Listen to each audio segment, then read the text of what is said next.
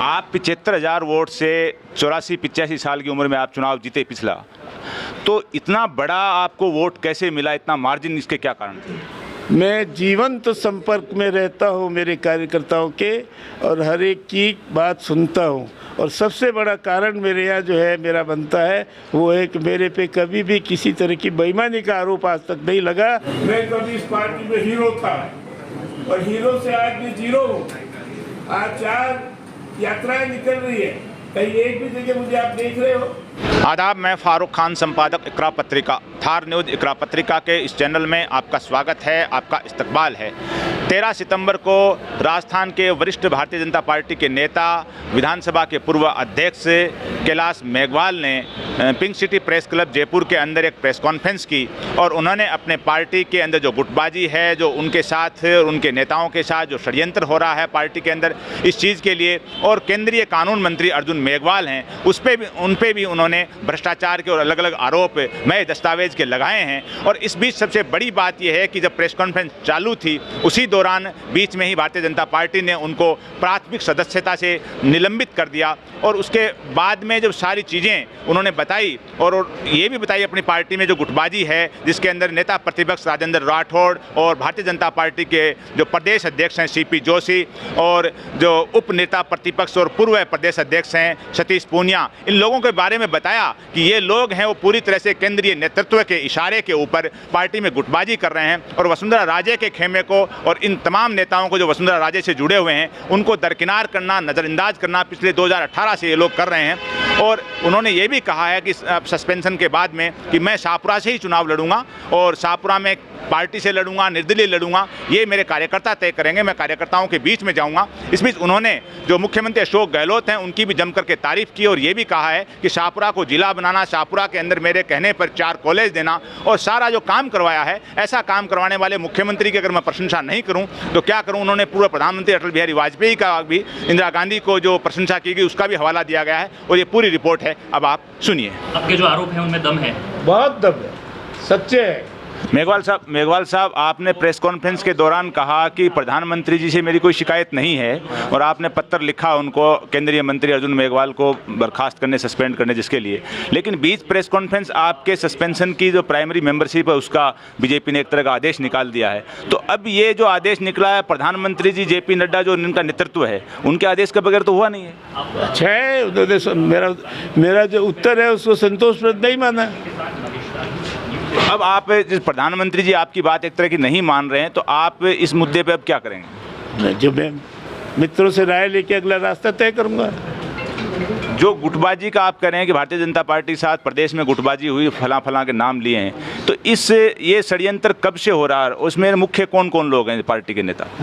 ये ऐसा है कि मैं नाम नहीं लूँगा। षड्यंत्र 2018 से ही चालू हो गया, 2018 से ही चालू हो गया। जिस समय लड़ाई के लिए, चुनावी लड़ाई के लिए तैयारी हो रही थी, उस समय अध्यक्ष बदलने की बात आई। उस समय अगला मुख्यमंत्री जो है बदला जाएगा। उस समय जो कई ऐसे लोग जोड़े गए कि जो वसुंधरा जी के वो नहीं रखते थे सहमति, इसलिए वो 73 सीटों पर आके रह गई। बाकी ये सब बातें नहीं होती। वसुंधरा जी का फ्री हैंड होता तो शायद राज नहीं जाता। आप 75,000 वोट से 84-85 साल की उम्र में आप चुनाव जीते पिछला, तो इतना बड़ा आपको वोट कैसे मिला, इतना मार्जिन, इसके क्या कारण थे? मैं जीवंत संपर्क में रहता हूँ मेरे कार्यकर्ताओं के, और हर एक की बात सुनता हूँ। और सबसे बड़ा कारण मेरे यहाँ जो है मेरा बनता है वो है कि मेरे पे कभी भी किसी तरह की बेईमानी का आरोप आज तक नहीं लगा। जनता बेईमान आदमियों को नहीं पसंद करती। जिस तरह के आज के जो विधायक या गांव में होते हैं ना, जो चोट वसूली करना, पैसे देके जो ट्रांसफ़र करना, ये करना वो करना, इस मामले में मेरी लोकप्रियता स्टर्लिंग वर्थ की है। आप कह रहे थे कि मेरे को सारी कास्ट वोट देती हैं, हर तबका देता है, और आपने अपने एरिया को कभी कम्युनल नहीं होने दिया, चाहे कम्युनल माहौल इधर से हो चाहे उधर से हो। तो क्या आपको इस चीज़ की सज़ा भी नहीं दी जा रही है कि आप सभी को बराबर देख के, सभी का आपके समर्थन है, सभी के बीच में आप जाते हो? मुझे सज़ा इस बात की नहीं दी जा रही है। सज़ा इस बात की जा रही है कि मैं इनकी गुटबाजी से परेशान हो गया और मैंने ये सारे जो है कार्रवाई करना चालू किया। अब अगर प्रधानमंत्री जी मेरी बात माने तो उनको, अगर अर्जुन जी मेघवाल को निकालना पड़े तो उनको नहीं निकालना चाहते तो मुझे निकाल दिया। अब क्या निर्दलीय चुनाव लड़ेंगे या कोई पार्टी ज्वाइन करेंगे? अभी ये अभी विचाराधीन है। पहला आरोप तो ये कि ये उद्योग विभाग में नौकरी करते थे, अफसर थे, और बाड़मेर में पीडीवी थे, प्रोजेक्ट रिपोर्ट अफसर, डायरेक्ट प्रोजेक्ट डायरेक्टर, और वहाँ पर इन्होंने कई भ्रष्टाचार किए थे जिसकी शिकायतें भ्रष्टाचार निरोधक विभाग में की गई थी। उसके बाद इनका प्रमोशन हुआ। विभिन्न विभागों से जो लिए जाते हैं IAS, उसमें इनका प्रमोशन हो गया, चयन हो गया, लेकिन इनके खिलाफ किसी ने शिकायत की केंद्रीय लोक सेवा आयोग को, साहब इनके खिलाफ जो है कुछ मुकदमे चल रहे हैं भ्रष्टाचार में, इसलिए इनका प्रमोशन रोका जाए। इस पर प्रमोशन रोका गया, लेकिन वही जैसा अपने व्यवस्था है, सिफारिश कर दी, और सिफारिश में वो सारी जो है भ्रष्टाचार के आरोप ड्रॉप कर दिए गए, और फिर उनका प्रमोशन हो गया। प्रमोशन होने के बाद ही आदत तो इनकी भ्रष्टाचार करने की थी। ये जब कलेक्टर थे, इन्होंने फौजी विधवाओं के लिए आरक्षित थी जमीन, उस जमीन को इन्होंने फौजी विधवाओं के अलावा जो गैर पात्र थे, उन गैर पात्रों को अलॉट कर दिया रिश्वत खाता करके। इस पर एक श्रीमान हाकिम अली जी ने FIR दी। FIR के बाद प्रिलिमिनरी जांच हुई। सामान्यतः भ्रष्टाचार निरोधक ब्यूरो में जो सूचना जाती है उसकी एक प्राथमिक जांच करते हैं, तो उस FIR की प्राथमिक जांच हुई, और प्राथमिक जांच में दोषी पाए गए उन लोगों के खिलाफ मुकदमा पंजीकृत किया गया।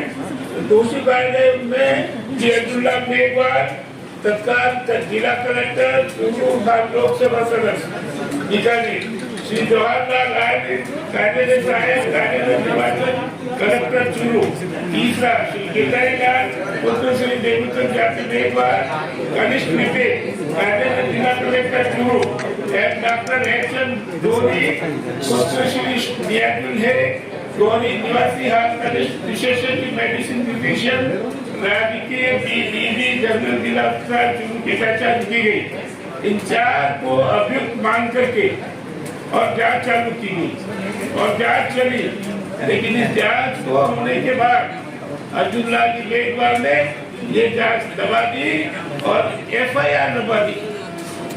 फाइनल रिपोर्ट जब गई, उस फाइनल रिपोर्ट को जब मजिस्ट्रेट ने देखा सेशन जज ने, तो वो उनकी इस जांच से संतुष्ट नहीं हुआ, और संतुष्ट नहीं होने के बाद उसने उसे कुछ कमेंट्स के साथ इसमें दिए, मैंने अपने पत्र में विस्तार से आप कहें तो विस्तार से यह भी बोल सकता हूँ।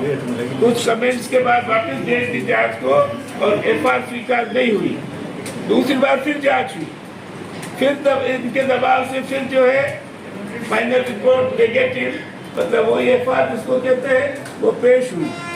उसको देख करके सेशन जज ने बड़ा गुस्सा बताया, और स्पष्ट था इस बार इस केस में हेरा फेरी हो रही है, दबाव से काम लिया जा रहा है, और उन्होंने फिर से वो जो है फाइनल रिपोर्ट थी उसको स्वीकार नहीं किया, और स्वीकार करने के बाद उन्होंने वापस पत्रावली भेज दी। ये जो आदेश हुआ, इस आदेश पर अर्जुन राम जी मेघवाल हाई कोर्ट में गए, और हाई कोर्ट में उन्होंने कहा FIR भी और ये जो FIR पेश हुई है, इन दोनों को निरस्त किया जाए। ये आदेश हुए थे जुलाई 14 में, और आपको आश्चर्य होगा जुलाई 14 के बाद एक के बाद पेशी तक पेशी पड़ती जा रही है, और आज तक उसका कोई फैसला नहीं हुआ। ये प्रकरण पहला है। दूसरा, इन्होंने भ्रष्टाचार निरोधक ब्यूरो में रंजित पहाड़ियों की खादों को श्री अर्जुन लाल जी मेघवाल कलेक्टर चूरू द्वारा रिश्वतें लेकर DM विरुद्ध आवर्तन करने की शिकायत थी। इसकी जांच ब्यूरो और खान विभाग के बीच पत्राचार रखी हुई है, तथा प्रमाणित होने के बावजूद अर्जुन लाल जी ने अपने प्रसार से पत्रावली दबा रखी है। इसके बाद अर्जुन लाल जी ने 3 बार चुनाव लड़ा है। 2014 में लोकसभा का चुनाव लड़ा और उस लोकसभा के चुनाव में जो नाम निर्देशन फॉर्म भरते हैं उस नाम निर्देशन फॉर्म के साथ एक एफिडेविट देना पड़ता है और उस एफिडेविट में इन्हें जो जानकारियां मांगी गई वो जानकारियां गलत थी। इनसे उसमें कॉलम है कि आपके खिलाफ कोई मुकदमा लंबित है या नहीं, और लंबित है तो उसके विस्तार से 2-4 कॉलम है उसमें जवाब दो। इन्होंने कहा लागू होता ही नहीं, बिल्कुल सफेद झूठ बोला। 1914 में भी बोला और 1919 में भी बोला जब 2014 में झूठ बोला, फिर 2019 ठीक है थोड़ा स्लिप हो गया, हो जाता है उम्र के हिसाब से। तो 2019 में भी इन्होंने वही एफिडेविट पेश किया।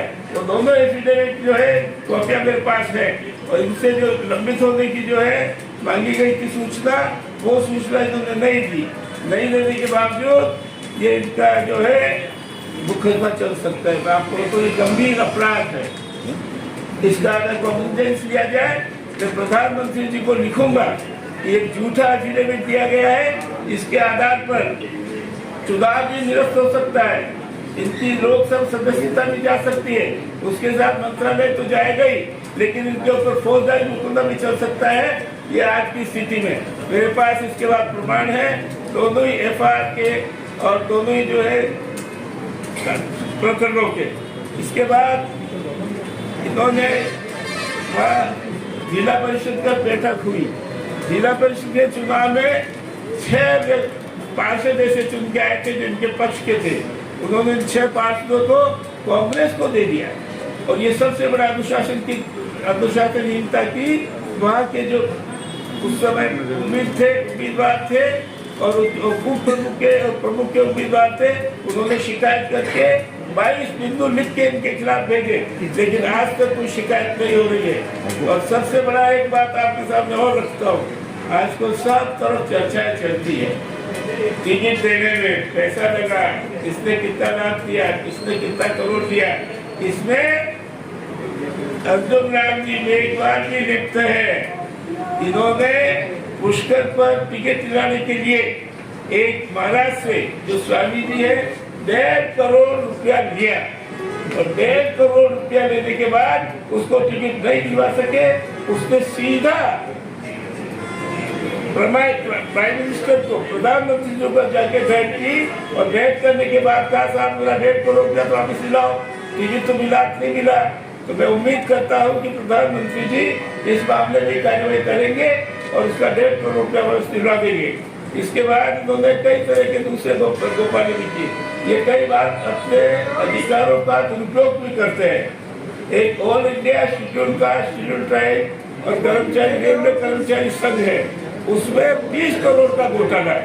उस 20 करोड़ के घोटाले में अर्जुन लाल जी जो अभियुक्त है उनका पक्ष ले रहे हैं। वहाँ एफआईआर भी हुई है दरियागंज थाने में इनके खिलाफ, इनको भी उसने जो है रेफर किया गया है। इस तरह इनके खिलाफ एक के बाद बहुत ही गंभीर प्रकरण के आरोप है। मैंने प्रधानमंत्री जी को लिखा है कि जब तक इन मुकदमों का और न्यायालय में विचाराधीन है उनका नहीं हो गया फैसला, तब तक इनको मंत्री पद से हटाया जाए। तो उम्मीद करता हूँ कि प्रधानमंत्री जी सही निर्णय लेंगे। मैं स्वयं इलेक्शन कमीशन को इस बारे में लिखूंगा कि इनकी जो लोकसभा सदस्यता है इसको खारिज की जाए और खारिज करने के पर्याप्त आधार है। हाईकोर्ट के जो है वो भी क्या है निर्णय है कई इस तरह के, मैं भी लिखूंगा और इनके ऊपर झूठा एफिडेविट देने का आरोप है, मैं लगा रहा हूँ और उस पर भी कार्रवाई की जाए। प्रधानमंत्री से मैंने उम्मीद की है। ये सारा मैंने आपके सामने रखा है और जो मैंने विस्तार से एक पत्र लिखा है, इस पत्र को आपके पास मैंने पेश कर दिया है। इसमें लंबा चौड़ा सब इसके बारे में लिखा हुआ है, सारे प्रमाण भी है, वो मेरे पास है। यही मुझे कहना है। मेघवाल जी, चुनाव के टाइम में चुनाव आने वाला है, चुनाव के वक्त आप ये सब आरोप लगा रहे हो, चुनाव की स्टंट कह रहे हो। चुनावी स्टंट में जब इनको कानून मंत्री बनाया गया तब मैं चेता, और चेतने का एक कारण और थे कि एक भ्रष्ट व्यक्ति कानून मंत्री बने, ये देश के लिए उचित नहीं है, और इसलिए मैंने इनके खिलाफ सामग्री एकत्र करना चालू किया। साहब आपने एक लाइन बोला यहाँ पर कि वसुंधरा राजे जी की और आपकी लगातार अनदेखी हो रही है। क्या वसुंधरा राजे को अभी भी अनदेखी किया जा रहा है बीजेपी में? वसुंधरा राजे का तो अब मैं नहीं कहूँगा, मेरी जरूर अनदेखी की जा रही है। और इसमें जैसे आपने देखा होगा, मैं कभी इस पार्टी में हीरो था और हीरो से आज भी जीरो हूँ। आज 4 यात्राएं निकल रही है, कहीं एक भी जगह मुझे आप देख रहे हो। 2003 में यात्राएं निकाली, उसमें मैं प्रमुख था। 2013 में यात्राएं निकाली, उसमें मैं प्रमुख था। आज मेरी, और इसका एक ही कारण है कि अब्दुल्ला जी मेघवाल को ज्यादा प्रोत्साहन दे रहे हैं और उनको भारतीय जनता पार्टी में शेड्यूल्ड कास्ट के नेता के रूप में दोनों आगे ला रहे हैं। मुझे एक बात का अफसोस है, मेरी पार्टी के लोग इसको महिमा मंडित करने के लिए अब्दुल्ला जी मेघवाल की तुलना डॉक्टर अम्बेडकर से कर रहे थे। मेघवाल साहब, अगर आपको जो नजरअंदाज कर रहे हैं तो आपका अगला कदम क्या होगा? ऐसे मेरा अगला कदम इसी का फैसला हो जाने के बाद निश्चित होगा। राजनीति में सक्रिय रहूंगा, छोड़ूंगा नहीं। और राजनीति में लगातार मेरा एक ही इंटरेस्ट है कि मैंने जो शाहपुरा जिला बनवाया है, उस शाहपुरा जिले की पेरावनी आप समझते हो, उसको बढ़िया सुदृढ़ अच्छे जिले के रूप में विकसित करूं। और उसकी जो राजधानी है शाहपुरा, जो 76 साल से उपेक्षित है, ये पहले स्टेट थी, देशी स्टेट, और इसकी जो राजधानी थी वह और सब जगह जिला कलेक्टर है, लेकिन वहाँ नहीं है। और ये जिला कलेक्टर चुनाव शाहपुरा से ही लड़ोगे? कांग्रेस से चुनाव लड़ोगे? कांग्रेस से चुनाव लड़ना यानी बहुत दूर है। अभी तो चुनाव शाहपुरा से लड़ोगे? मेघवाल साहब, पिछली बार आपने वसुंधरा जी पे भी इसी तरह के आरोप लगाए थे घोटाले के। मैंने सार्वजनिक रूप से वसुंधरा जी की सरकार पर कभी कोई आरोप नहीं लगाया। अकेले में लगाए थे? सार्वजनिक रूप से लगाया ही नहीं कभी।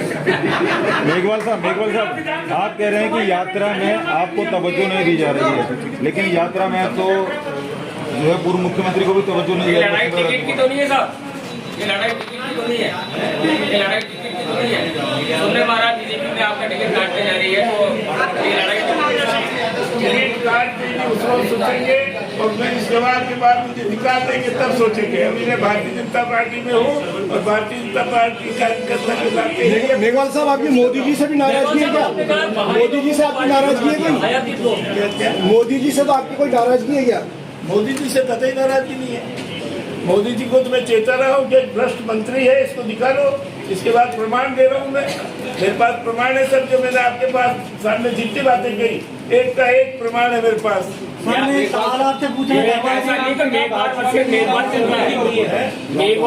मेघवाल चल रहा है, ऐसा तो नहीं कि आपने आपको ये निश्चित है कि मेरा जो राजनीतिक सफर है, जो 1968 से चालू हुआ था, वो सफर मैंने लंबा चौड़ा किया है कि मैंने कितना सफर किया, कहाँ भारतीय जनता पार्टी को आगे बढ़ाया, कहाँ भारतीय जनसंघ को आगे बढ़ाया।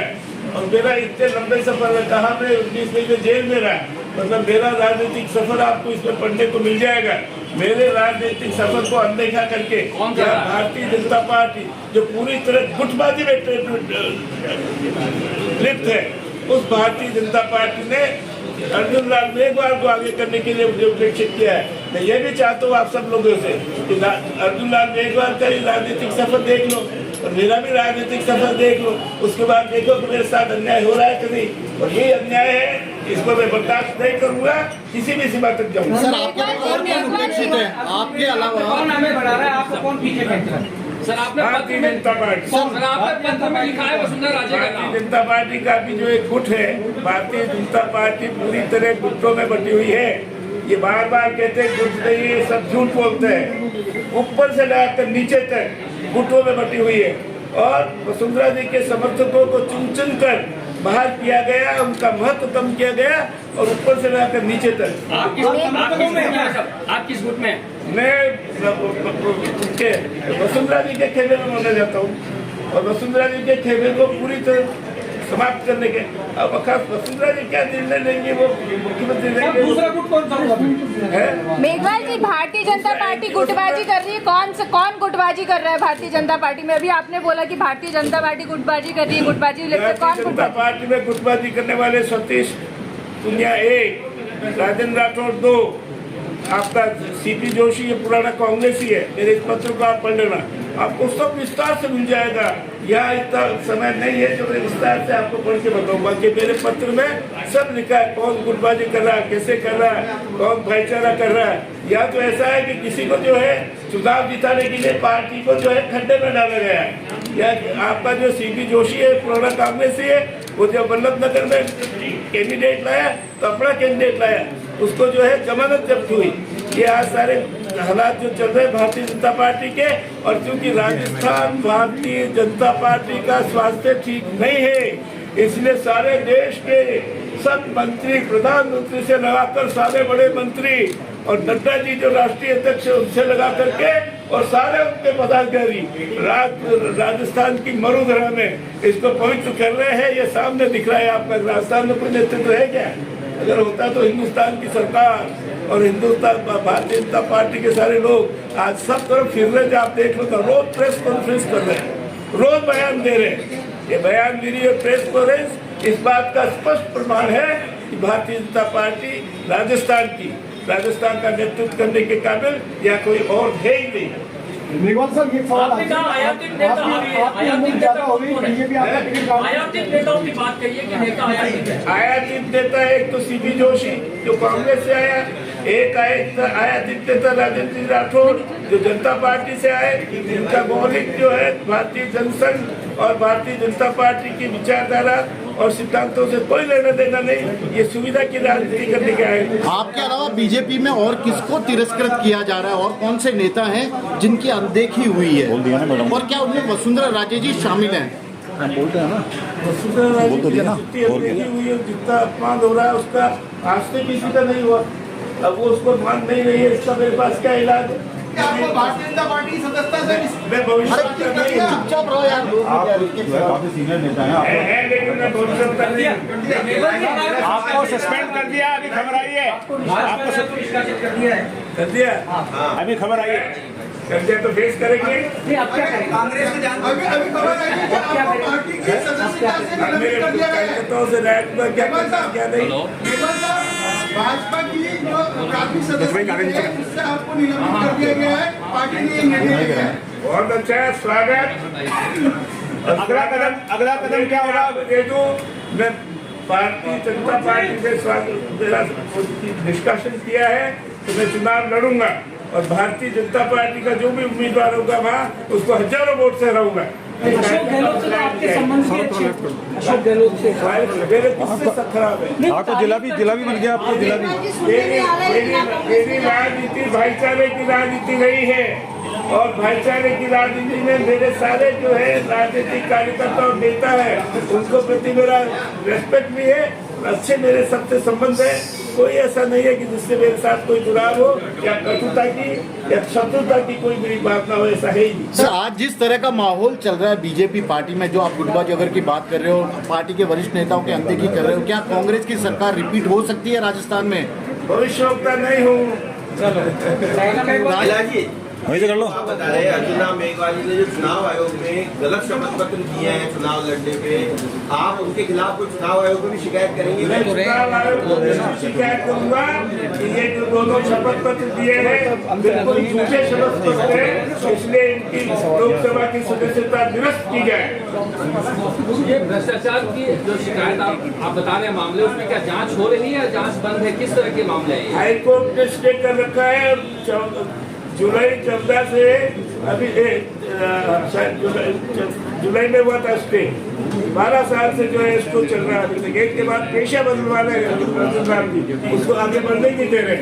ये भी जो है उनके खिलाफ लेना चाहिए कोर्ट के, भाई क्यों नहीं होने दे रहे हो?